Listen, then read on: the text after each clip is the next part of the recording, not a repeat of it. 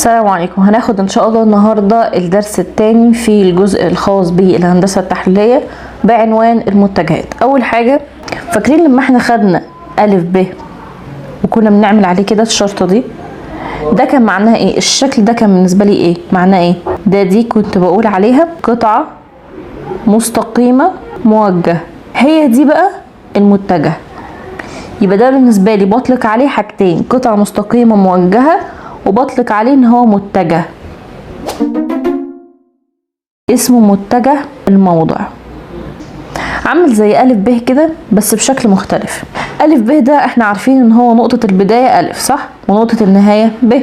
طب ماذا لو كان نقطة البداية واو عادي اللي هي نقطة الصفرية، ماشي عادي، ونقطة النهاية مثلا ب عادي، فاحنا هنبقى عارفين ان دي برضو نقطة الايه؟ البداية، ودي نقطة النهاية.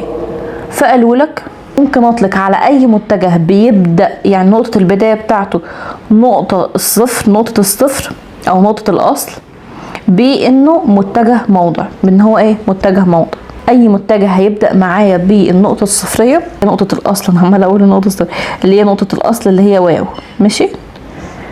واو مثلا ب، واو الف، واو ايا يكن، ده بالنسبه لي متجه موضع. ده بالنسبه لي متجه موضع. ده بمثله ازاي؟ عادي خالص، ادي واو على الرسم، وادي مثلا نقطه الف، زوج مرتب طبعا س وصاد احنا عارفين، فهنا عندي المسقط السيني وهنا عندي المسقط الصادي. يبقى اذا متجه الموضع هو المتجه عادي خالص، متجه عادي، ولكن نقطه البدايه بتاعته هي الواو اللي هي نقطه الاصل. طالما انا عارف ان متجه الموضع دايما بدايته بواو، انا عندي واو الف كده بطلق على دي انها متجه الموضع، فانا دايما عارف ان البدايه بتاعت اي متجه موضع هي الواو. فطالما انا دايما عارفها يبقى مش لازم كل مره اكتبها، يبقى ممكن نلغيها. فهتتكتب ازاي؟ هتتكتب الف كده وعليها عادي ايه؟ متجه علامه المتجه عادي خالص. اذا انا لو شفت ده او شفت ده في الحالتين هطلق عليهم ايه؟ متجه الموضع، صح؟ متجه الموضع بيبقى ايه؟ واو الف، ده متجه هو نفسه بيساوي انه الف واعمل عليها متجه. دول بيساووا ايه؟ دول بيساووا الزوج المرتب س وصاد بس. يبقى بيساوي الزوج المرتب ايه؟ س وصاد. يعني النقطة الف بتساوي س وصاد، والمتجه الف ده اللي انا فهمت من اول ما انا شفته ان هو ده متجه موضع بدايته كان نقطة الاصل وهكذا، ده برضو هيساوي س صاد. ايه هو معيار المتجه اصلا كتعريف؟ هو طول المتجه بس. طب المتجه ده مش هو القطعه المستقيمه الموجهه؟ بس كده. يبقى انا ممكن ازود شويه في التعريف واقوم قايله طول القطعه المستقيمه التي اللي بتمثل ايه؟ متجه.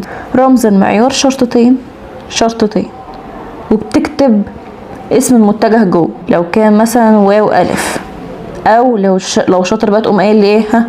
الف وعليه متجه بس مش محتاجه واو الف. لو انا عندي المتجه الف بيساوي س وصاد، يبقى معيار المتجه الف هو ايه؟ هو طول واو الف، البعد بين نقطتين. انت على طول تبقى عارف النقطه وانت عارف انها بدايتها صفر وصفر، صح؟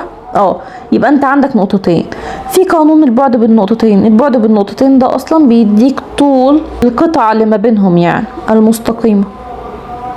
طب البعد بالنقطتين ده اللي هو ايه؟ طول واو الف. ما احنا قلنا طول القطعه مستقيمه، يبقى انا هتعامل مع قطعه مستقيمه واو الف ورمزها كده هيساوي جذر فرق السينات تربيع زائد فرق الصادات تربيع، بمعنى س ناقص صفر تربيع. ده لو انا بتعامل مع نقطة كانت صفر وصفر، س وصاد، وطبعا عارفين ان بدايتها كانت ايه؟ صفر وصفر، زائد فرق الصادات يبقى صاد ناقص صاد التانية اللي هي صفر تربيع. فجم من هنا وقالوا يبقى على طول نثبت قانون. ايه هو؟ ان انا معيار ده بالنسبة لي كده هيساوي ايه؟ س تربيع زائد صاد تربيع، صح؟ معيار الف المتجه الف بيساوي جذر س تربيع زائد ص تربيع. مثال مثلا نفرض انه انا عندي ج بتساوي -3 وكاف، طبعا احنا عارفين ان ده ايه؟ متجه موضع بدايته نقطة الاصل، سهلة. ماشي. وكان بيقولك بقى، وكان معيار ج بيساوي 3 جذر 2. عايز بقى كاف. بكل بساطة انت عندك معيار ج صح؟ هاته وساويه بالرقم ده، هتقدر تجيب كاف. معيار ج هيساوي جذر دي تربيع زائد دي تربيع، يعني 9 زائد كاف تربيع على طول. ده بيساوي ايه؟ 3 جذر 2. عايز اتخلص من الجذر، طبعا مش عارفه اتصرف فيه. طب هتخلص من الجذر يعني هربع الطرفين، اذا هوصل الى 9 زائد كاف تربيع هيساوي 18. يبقى كاف تربيع ودي التسعة بعكس الاشاره بتساوي 9، يبقى الكاف هتساوي موجب او سالب 3. عايز المعيار ب على طول جذر الاتنين، يبقى 9 زائد دي كام؟ 3 جذر 3 تربيع، نشوفها على حسب بقى. يبقى ده في الاخر هيساوي 6. طب ما قاليش هو عايزها بوحدة طول ايه، يعني ما قاليش بالسنتي ولا عايز بايه بالظبط، فانا هكتب له وحدة طول. يبقى ايه؟ 6 وحدة طول. متجه الوحدة. متجه الوحدة بقى ايه هو بقى؟ لو عندي مثلا مثال، ناخد مثال ونشوف ايه هو متجه الوحدة. ماشي. متجه الوحدة مثلا لو انا عندي المتجه أ كان 3 و5 و4 و5. ماشي. هو عايز معيار، فانا هجيب المعيار. هو قايله جذر 3 على 5 تربيع زائد 4 على 5 تربيع. طلع لي في الاخر 1. ما اعرفش وحدة الطول، فبالتالي كتبت وحدة طول، يعني ما اعرفش هو عايزها بايه كتبتها له عامة بقى. اذا انا كان معايا متجه معياره كان بيساوي 1، معياره ب1 وهو متجه، اذا متجه الوحدة يبقى متجه الوحدة، يبقى اذا هو متجه ومعياره ب1 يبقى هو متجه الوحدة، جاي من اسمها كده. طيب ايه هو المتجه او ثالث نوع والاخير؟ المتجه الصفري. المتجه واو بيساوي 0 و0، ده بتاعت نقطة ايه؟ بتاعت نقطة واو اللي هي نقطة الاصل. لو جبت المعيار هل يا ترى مثلا هيساوي حاجة تانية غير الصفر؟ 0 تربيع زائد 0 تربيع عشان نبقى مقتنعين بيساوي 0. اذا المتجه الصفري زي متجه الوحدة من اسمه، يبقى هو متجه معياره الصفر بس. هو متجه معياره يساوي الصفر، ويرمز له بايه؟ باللي احنا رمز له الواو متجه، يرمز له بواو متجه، او الواو دي هي متجهة اصلا ايه؟ 0 و0، فانا ممكن كمان ارمز له بصفر متجه، حيث انه طبعا واو المتجه بيساوي 0 و0 معروفة دي. هل لي اتجاه؟ يعني هل المتجه الصفري اللي هو هنا ده ليه اتجاه؟ هل تقدر تقول هو في الشرق، في الشمال، في الغرب، في الجنوب، او حتى هنا اتجاهه او يميل بالزاوية دي؟ مفيش الكلام ده، ده متجه في المركز هنا. اذا لا هو متجه غير معين الاتجاه، يعني ملوش اتجاه.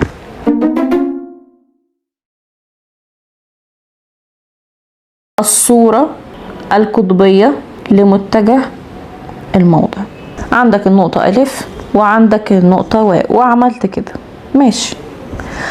جبت انت واو أ اللي هو ايه؟ اللي هو بيساوي المتجه أ على طول بقى. عايز اعبر عنه بالصورة القطبية، يبقى هو بيقولك الصورة القطبية لمتجه الايه؟ الموضع. اذا انا عايزة اعبر عن متجه الموضع بالصورة القطبية. ايه هي الصورة القطبية؟ تهتم بحاجتين. اول حاجة زاوية القياس مع الاتجاه الموجب لمحور السينات. هقول لك دي دايما معروفة ان احنا لو عايزين نقيس اي حاجة هنقيسها من الاتجاه الموجب للسينات، لكن زاوية قياس ايه؟ القطعة دي ما هي عاملة زاوية صح؟ هي دي الزاوية، واحنا دايما بنقيس من ايه؟ محور السينات الموجب. يعني ما ينفعش من هنا؟ لا. هل ممكن مثلا اقيس كده؟ لا. طب هل ممكن اقيس مثلا من تحت وانزل كده ومش عارفه ايه والف ايا يكن؟ لا. يبقى اذا لازم من محور السينات الموجب. يعني انا بمشي كده من ربع الاول كده ماشي. تاني حاجه بتهتم ليها ايه؟ المعيار. يبقى انت معاك ده ومعاك ده، تقدر تقول لك اي مساله بقى او اي سؤال يقول لك الصوره القطبيه لمتجه الموضع مثلا المتجه الف، تقدر تجيبها. ناخد مثال بقى على طول. مثلا كانت هنا عندي الزاويه 30 درجه، المتجه الف ده المعيار بتاعه كان بيساوي 6، يعني هو جاب لك كده الزاويه. طب هل الزاويه دي صحيحه ولا لا؟ تعالوا نشوف. من الاتجاه الموجب لمحور السينات امشي لحد ما توصل للقطع، ده هي صحيحه، هي فعلا 30. طيب انا لما اجي اجاوب اقوم قايله ايه؟ متجه واو الف، هكتب كده عايز الصوره القطبيه لمتجه الموضع الف، هكتب له المتجه واو الف او المتجه الف ايا يكن، واقوم عامله قوسين. اول حاجه اكتبها معيار المتجه واو الف، والتانيه الزاويه هيساوي بالارقام بقى، ده 6 وده 30 درجه. اعتقد وضحت، بس احنا عايزين ناخد مثال كمان عشان نركز. المعيار مديهولي 10 جذر 3، وقايل لي ان الزاويه من الاحداث السيني ب60. ماشي، مسهله لي خالص. عايز الصوره القطبيه، اقوم قايل له الصوره القطبيه يبقى ان المتجه الف بيساوي، على طول بكتب الاول ايه؟ المعيار، وبعد كده الزاويه. يبقى بكتب المعيار وبعدين الزاويه، يبقى هتساوي المعيار 10 جذر 3 والزاويه 60 درجه. خلصت. طبيعي كزوج مرتب لو انا اسقطت هنا عمود واسقطت هنا كمان، ده بالنسبه لي بيمثل السين، الجزء المقطوع من السينات، وده بالنسبه لي الجزء المقطوع من الصادات. مطلوب مني بقى اجيب السين والصاد بمعلوميه المعيار والزاويه. ماشي. طيب مديني ايه؟ قلنا هيديني المعيار وهيديني الزاويه. دي الزاويه بتاعتي سيتا، حلو، والمعيار يعني هيبقى هنا معيار واو الف هيبقى موجود. جميل. انا عشان اجيب انا محتاج السين ومحتاج الصاد، يعني يا اما اجيب الحته دي يا اما اجيب ما يقابلها من هنا، ويا اما اجيب الحته دي يا اما اجيب ما يقابلها من هنا، ويكونوا بيساووا بعض، وبالتالي كده هبقى جبت السين والصاد. عايزه اجيب الحته دي عشان هي بتقابل صاد، فبالتالي بيساووا بعض. اجيبها ازاي؟ بكل بساطه هي دي بتقع بالنسبه لسيتا ايه؟ دي المقابل للسيتا، صح؟ طب المقابل دي سمعتها قبل كده امتى؟ لما كنت بجيب جا سيتا لو عايزاها كنت بقول ده المقابل على الوتر. طب لو عايزه المقابل اللي هو المطلوب ده هعمل ايه؟ هضرب الجا سيتا في الوتر. اذا ده بالنسبه لي في الاخر لما ينضرب هيبقى جا سيتا في الوتر اللي هو ايه؟ معيار واو الف. طيب انا كده جبت الصاد، صح؟ عايزه اجيب السين، يا يجيب الحته دي يا يجيب الحته دي. طبعا انا شغاله في المثلث ده، اذا هجيب الحته اللي تحت دي اللي هي تجيب لي السين على طول. اجيبها ازاي؟ دي المجاور للسيتا، يبقى اذا السين دي بالنسبه لي مجاور السيتا. طب كنت بجيب مجاور ده او سمعته امتى؟ لما كنت بجيب جتا سيتا سمعته، لما كنت بجيب ظا برضو، بس انا بالنسبه لي جتا اسهل. جتا كنت بقول مجاور على وتر.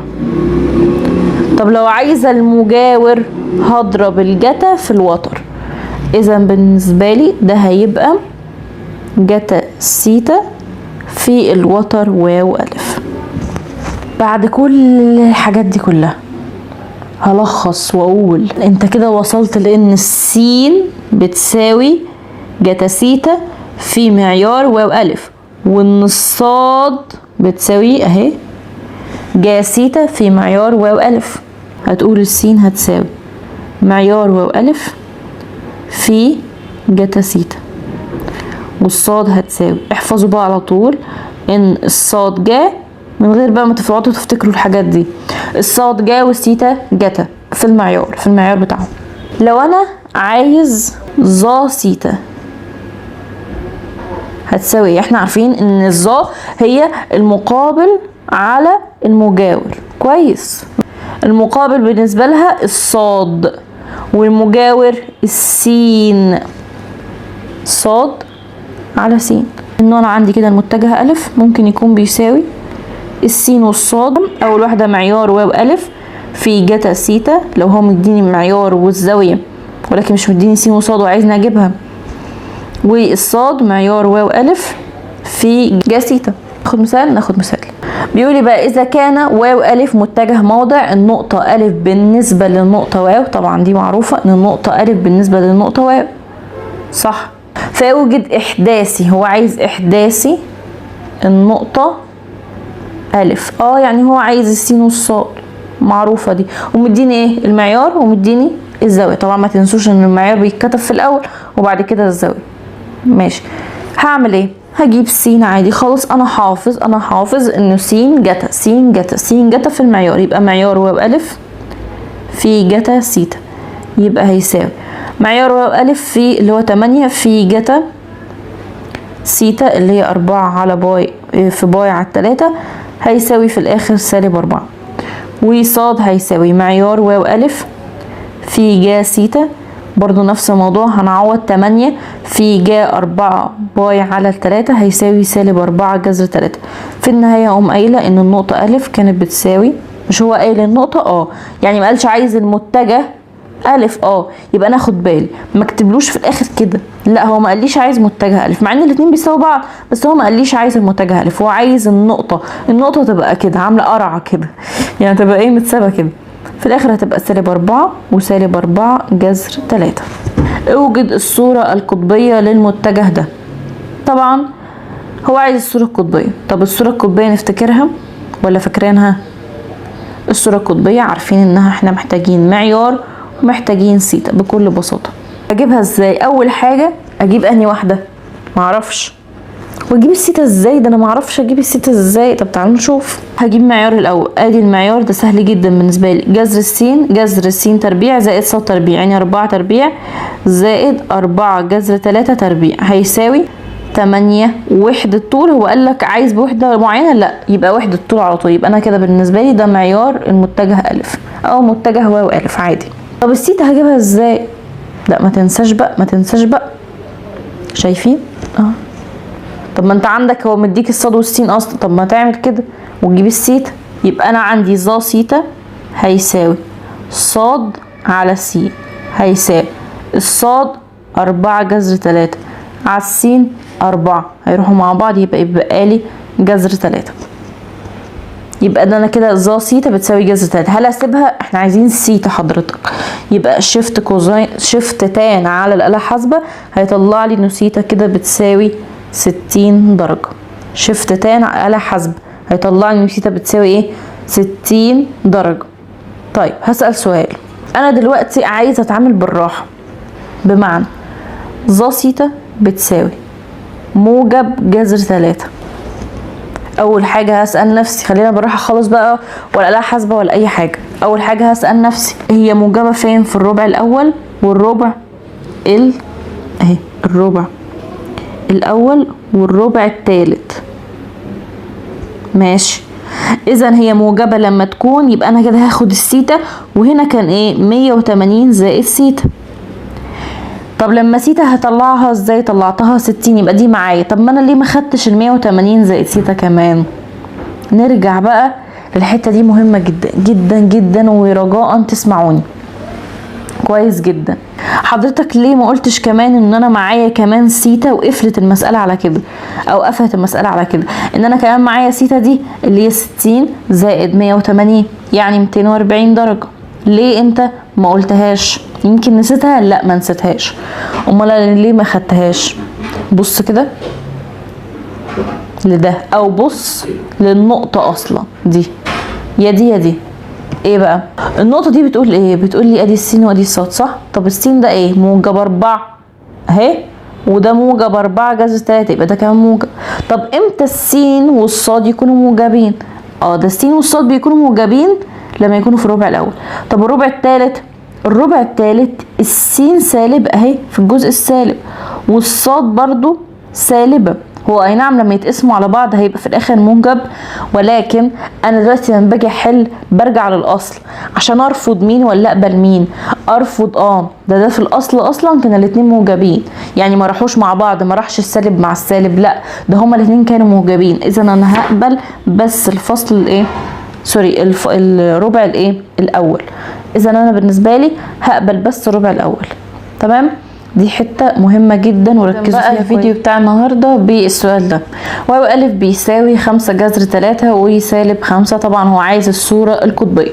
الصوره القطبيه قلنا ان احنا بنحتاج حاجتين، معيار وكمان عايز السيتا.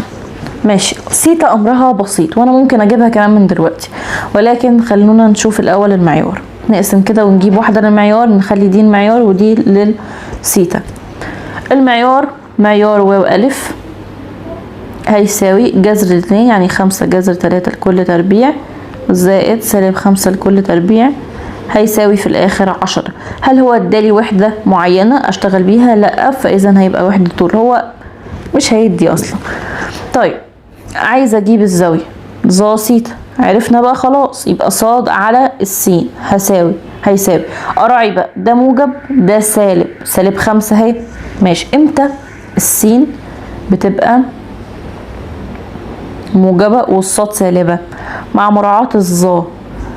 طيب نكمل الاول وبعد كده نشوف. ماشي، طيب يبقى هنا سالب 5 وهنا 5 جذر 3، يبقى هيساوي سالب 1 على جذر 3.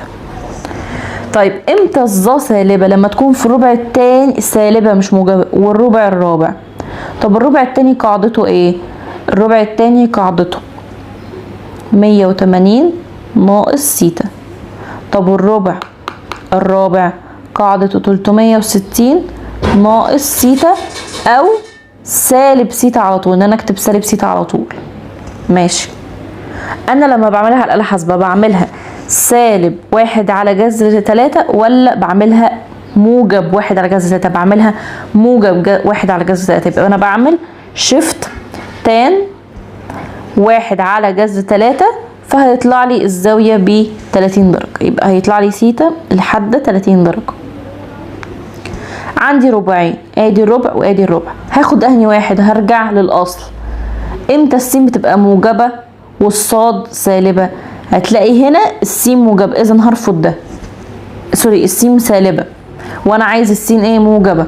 طب هنا السين موجبة والصاد هي اللي سالبة، اذا انا هاخد ده اللي هو بيقول 360 ناقص سيتا قاعدته، او انك تكتب سالب سيتا اللي هي الزاوية الحادة اللي هي دي، يكتب سالب 30، يكتب 360 ناقص 30. 360 ناقص 30 هيساوي 330 درجة.